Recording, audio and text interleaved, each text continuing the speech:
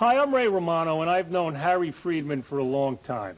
Not only as a terrific comedian, who I use very often as my opening act, but also as a good friend who I compete with in everything from golf to tennis to who's the bigger hypochondriac. So, with all this competition, it made me feel very good when Harry came begging to me to introduce this video. That's when I was stunned to find out all of Harry's other identities. Take a look. Have too many long meetings turned your participants into zombies? Maybe it's time to bring them back to life. Meet Harry Freedman, the nation's leading expert. And making the sale requires a term I know you're all familiar with that I like to call strategic planning. I know you've heard this term a million times. I know there are those of you out there that are involved in implementing strategic planning. But today, I want to give you my definition of what I mean by the term strategic planning. Our host company, RRI, in my opinion, is the best in the field. And success like this can only come from one source: leadership. People such as their president and CEO, Walter Hall. Now that I've gotten that remark out of the way, let me tell you, I really have no idea if Walter is all that great or not as a leader. But now that I have successfully kissed up to Walter, I stand a good chance of being rehired to speak again at next year's meeting. That's strategic planning.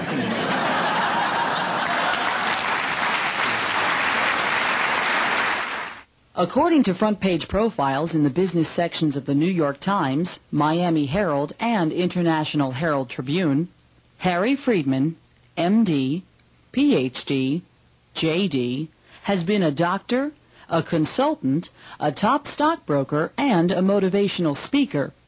He has been described as an expert in worker safety, bank regulation, health care, and stock forecasting. Harry Freedman is also an utter fraud. He will gladly pose as just about anything you want. Truth of the matter is, I truly admire the work being done here at RRI, particularly when you consider as part of their jobs they have to deal with anything from handling transfers in over 60 countries while cutting relocation costs, handling inspections and disclosures and spouse partner support programs, to obtaining independent appraisals and analysis and disposing of old homes. Which I think proves one very important thing. The leadership of this company simply can't make up its mind what the hell it really wants to do. That's why I believe I've been brought in here in order to help clear these things up. After all, I think we've all heard the expression, those that can do, do. Those that can't do, teach. Those that can't teach, consult. And those that can't consult, recruit those that can do, which I think should pretty much explain the whole thing. Thank you. I know by now a lot of you are wondering what the heck I'm doing up here. Fact is, we didn't bring you here for an actual meeting, but rather because a lot of your companies hired me so they could have an excuse to get you out of your offices so they could clean out your desks and bring in the new trainees. Now, I hope by now you figured out I'm not actually a consultant to RRI, and if you haven't and you work for RRI, you're fired. I'm actually a stand-up comedian from New York City. My name is Harry Dilbert Freedman.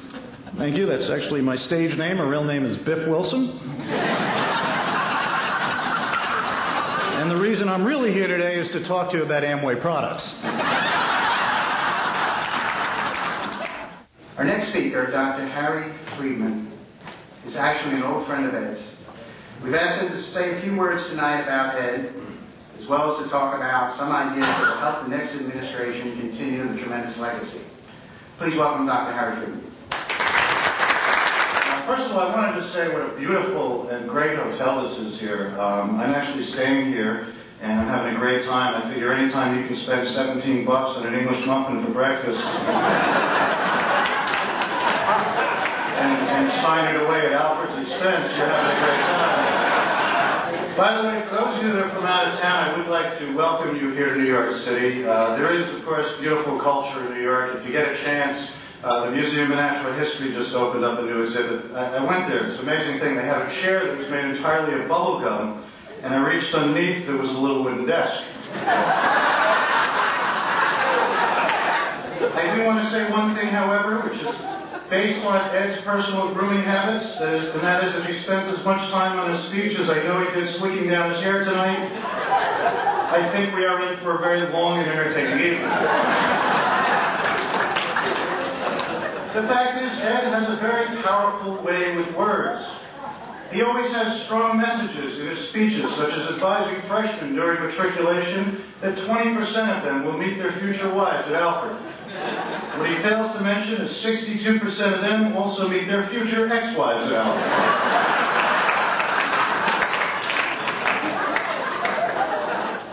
Then there are the great accomplishments of Ed's, like turning the Rogers Campus Center into the Powell Campus Center, which basically means for enough money we'll remove an old donor's name right off the building and paint it over with a new one as if the first name never existed.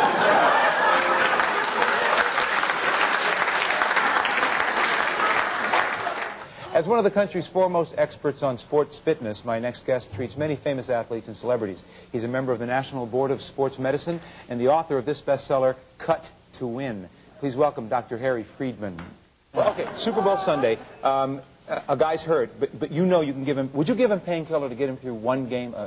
I would never give a player a medication unless it's absolutely necessary, like if the game's really close and I have a lot of money bet on that game. In which case I'll shoot him so high he'll be able to fly over that stadium. Oh, my. Well, okay, we have Keith Hernandez. What would you... I know you work with some older... Excuse me, Keith. Older athletes. Yes. What would you... Got any ideas for Keith? I could help Keith without question. You know, it's true he's getting up in years. His body's deteriorating. His muscle tone is pretty much wasted away. But, you know, about all he's got left are his looks. But you strap him on a table or give me a sharp instrument, I'll have him ready for spring training. What does that mean? What does that mean?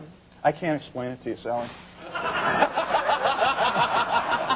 What would you do? I'm sorry, what would you do with me? I'd cut you up. Oh, my. Well, all right. Dr. Freedman, something I think we all want to know. Where exactly did you go to medical school? Well, I didn't go to any one location. It's kind of one of those correspondent courses, you know, with the welder on late-night TV. People don't think it's prestigious, but I not only got my degree, I got a nice set of tools, so...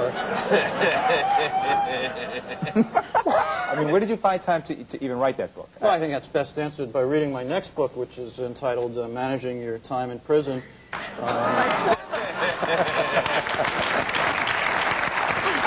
By former Dr. Harry Freedman. Well, I've had some problems. Yeah, I understand. And thank you for being here with us tonight. Dr. Harry Freedman. Ladies and gentlemen.